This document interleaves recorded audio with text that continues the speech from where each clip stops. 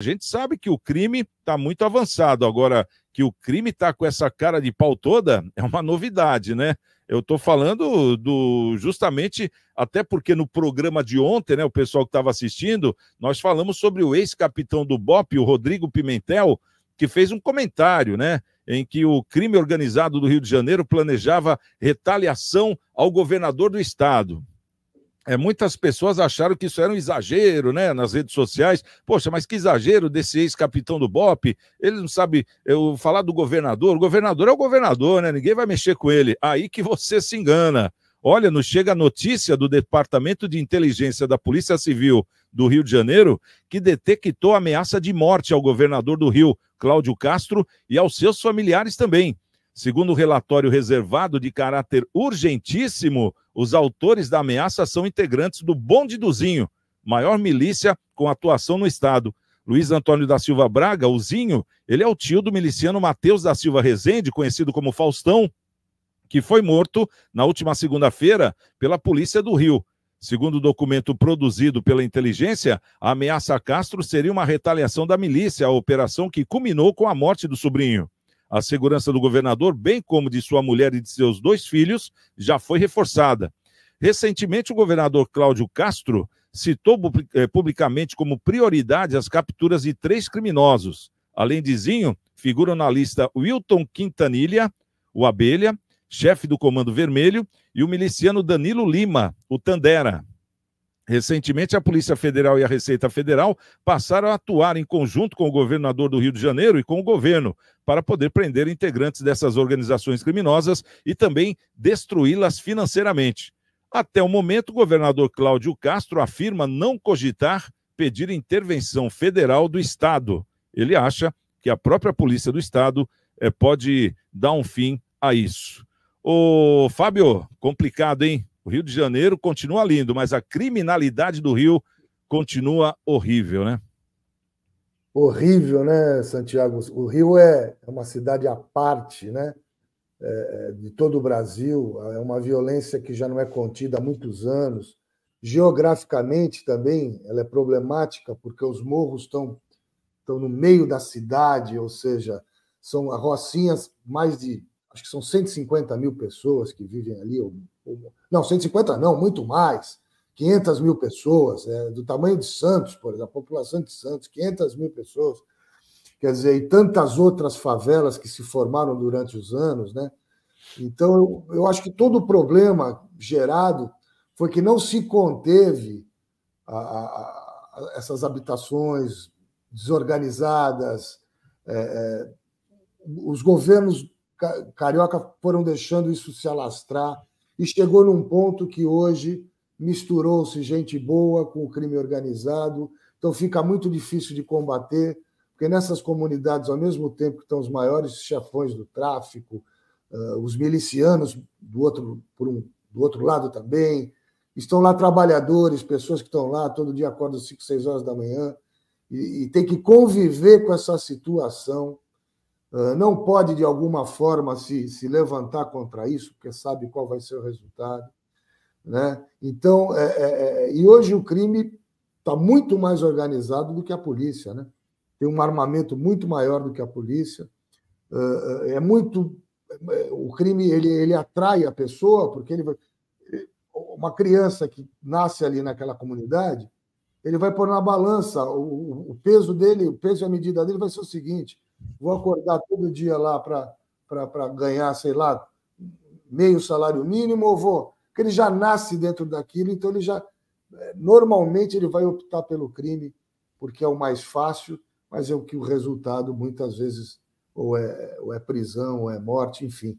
E a polícia do Rio não está conseguindo combater, e é como você falou, Santiago, a audácia chega ao ponto de ameaçar a maior autoridade do Estado, que é o governador. Quer dizer, ele já está andando com segurança, a família toda já está andando com segurança. Ele quer mostrar força, dizendo que não precisa da intervenção federal, que o próprio Estado dele pode controlar essa situação, mas, ao mesmo tempo, ele está correndo um risco grande, porque é impossível de você conter a violência. O efetivo de policiais do Rio de Janeiro de outros estados do Brasil também. A gente sabe que falta policiamento em todos os estados, né? Aqui, na nossa região, discute-se muito da GCM, se pode andar armado. Hoje, é claro que tem que andar. Na minha opinião, tem, porque está faltando efetivo, a gente precisa de ajuda de outras corporações. Lógico que precisa ter o treinamento, precisa ter tudo isso. Mas, quer dizer, então, está faltando efetivo e tem gente que fala, não, isso aí é outra coisa. Quer dizer, então, muito difícil a situação, de fato. O Rio de Janeiro é histórico, não é hoje. Isso aqui nós não estamos falando uma coisa... Isso a gente fala há anos, né? A gente conhece essa realidade há anos. Muito difícil mesmo. E eu, do jeito que vai, eu acho que vai acabar tendo uma intervenção aí militar. Federal, complicado, né? Complicado. Ô, Cido, o Guarujá viveu justamente esse momento aí, né? Com a Operação Escudo, alguns meses atrás, pela morte do policial lá do Tático, né? Coisa que jamais a gente imaginaria que bandido iria atacar o Tático, né? A rota, questão de medo do bandido, a única coisa que segurava o bandido era a rota. Hoje os caras estão atirando na rota. Hoje a gente vê as viaturas da rota blindadas, né? Então, quer dizer, já estamos entrando no estágio de guerra, né, Cido? No Guarujá a gente vê isso, em Santos, nos morros a gente está vendo isso, em Praia Grande a gente está vendo isso em algumas comunidades, São Vicente a mesma coisa. Onde é que vai parar isso, Cido? E agora estão falando de ameaçar o governador do estado. Olha, é só para comentar aqui superficialmente, né? Não vamos entrar em detalhes, mas o México começou assim, e hoje é um narco-estado, ou seja, um país... que é regido pelos narcotraficantes, que tem PIB maiores do que países. Então, quer dizer, como é que segura essa onda depois que se instala? Na verdade, quando o Estado ele se omite, o que cresce é as invasões irregulares, o que cresce é a falta de saneamento básico, infraestrutura, dessas invasões, quando o Estado deixa de exercer seu direito. E quando isso acontece, Santiago, de uma forma que é o que está acontecendo no Rio de Janeiro, Guarujá tem uma geografia, geograficamente é muito parecido com o Rio de Janeiro, lógico, em proporções menores, que lá é um estado, nós somos uma cidade. Mas geograficamente, Guarujá tem muita semelhança com o Rio de Janeiro. Mas eu falo que isso cresceu muito, Santiago. Como você citou, o México em países pobres, onde a desigualdade social é muito grande. Então, quando você tem uma desigualdade social muito grande, pessoas vivendo abaixo da linha da pobreza, na vulnerabilidade, é óbvio que fica mais fácil de ser recrutada para o crime, para o uso de droga. Então, assim, infelizmente, com a omissão do Estado que o crime se fortaleceu, ele cresceu, ele se organizou, ou se, de fato, se organizou e se capitalizou financeiramente. Então, hoje, o poder é muito grande financeiramente. Imagino como deva ser no Rio de Janeiro tudo isso. E hoje o poder bélico é muito grande também. Então, ficou dois poderes agora disputando força, lógico, que é o governo e o poder paralelo. Mas o governo se omitiu por muitos anos, o governo deixou de fazer sua parte por muitos anos. Então, quando o governo se omite, só o que cresce? O governo deixou invadir, não foi lá tirar, não foi tirar as pessoas e dar uma moradia digna para as pessoas, deixou aquilo lá. É óbvio que aquilo ali ela vai ser um celeiro de coisa ruim amanhã.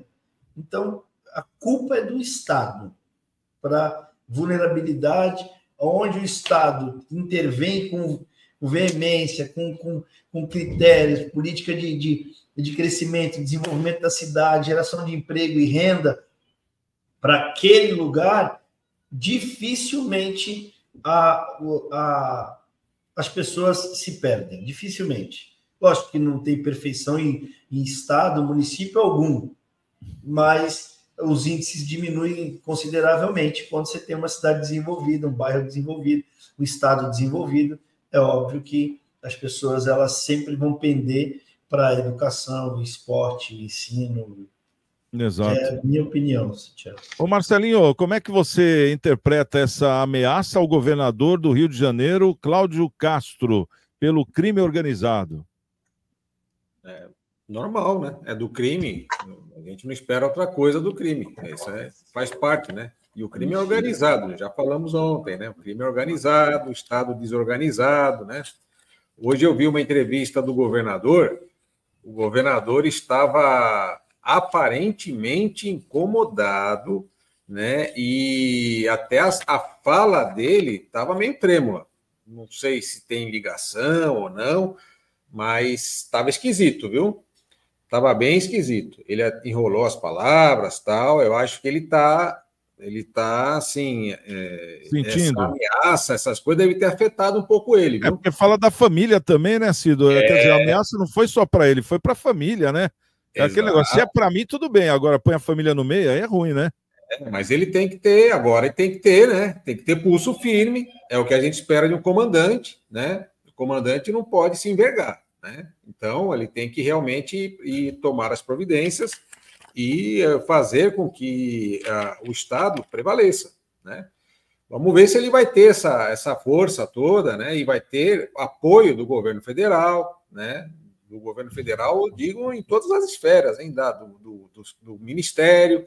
Depois, se o governo achar que por bem que tem que colocar as Forças Armadas também, né?